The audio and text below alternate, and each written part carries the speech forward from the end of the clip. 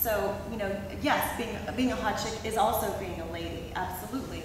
But it's supposed to make women feel good and laugh and feel confident and feminine and girly and hot. So isn't there, here's the problem I always have with both of these kinds of books, is women is such a broad group, and I don't like really anything that says all women should do something a certain way. And you know, isn't there enough room? Yes, we all have internal genitalia, but some women like one-night stands.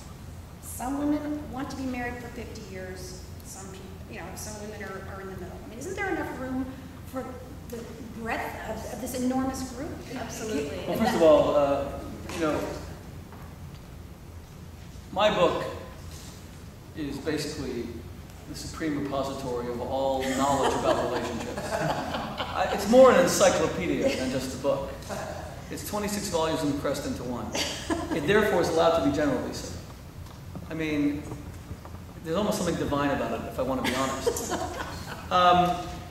But let me address your question. By the way, I wrote a blurb on this book, which I meant every word of it that I found in the book.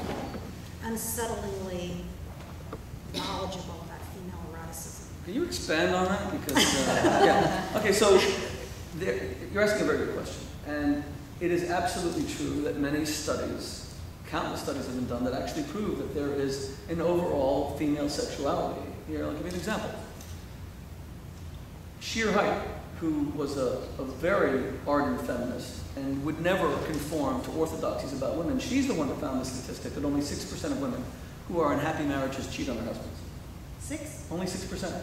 So 94% of women who are happy in their marriages will not cheat on their husbands. That's an astonishing thing that has been replicated, which shows that female sexuality is not about variety, and it's not about novelty. It's about deep emotional satisfaction, and if women have lived with their husbands, they don't cheat. Conversely, unfortunately, she found in the Height report on male sexuality that 87% of men who cheat on their wives claim to love their wives. But men do look for that variety, and they get bored in this monotonous, which they translate as monogamous, routine. There's many other things about female sexuality that we can state that are accurate generalizations. And to prove some of them, and to prove my point, that sex outside of a more committed, more emotionally fulfilling relationship is actually bad sex. Here, I'll prove it, because you said some women like one-night stands. So the question is, after they have a one-night stand, how do they feel when the man never calls them again? They may go into it agreeing that it's a one-night stand, but there's like this secret hope that maybe it'll lead to something more, especially if it was a very connecting experience. When I published Kosher Sex, we did a statistical poll for the book that showed that, this is in England, it was a small sampling of a few hundred women, but 86% of the women polled said that if they had an incredible night of sex with a man who did not call them within 3 days, they buried the experience as a painful one. They felt abused and used, and even misled.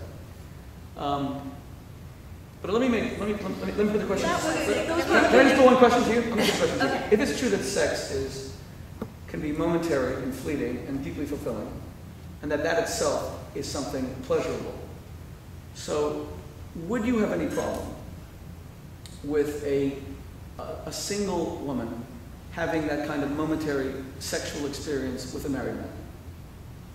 Absolutely. Now why? Because when you get married, you make a vow to not have sex with other But she didn't make the vow. He made the vow. Yeah. Right. Well, so you would be upsetting because he made the vow and now he's breaking it. Okay, but You're also hurting another woman. well, what if she'll never know? She'll never know, and she'll never be hurt. Okay, well, what if we could sort of guarantee that she would never know? Should she do it just for the pleasure? Or if the mother would never know. The mother would. I'm sorry. The wife would never know. I think mothers are very sexy. The wife would never find out, so she wouldn't hurt anyone. And he's betraying his vow. She's doing nothing wrong. Should she? And it's going to be a thrilling night of sex. Should she indulge? Okay, we get this question a lot, like through emails and people that read our book.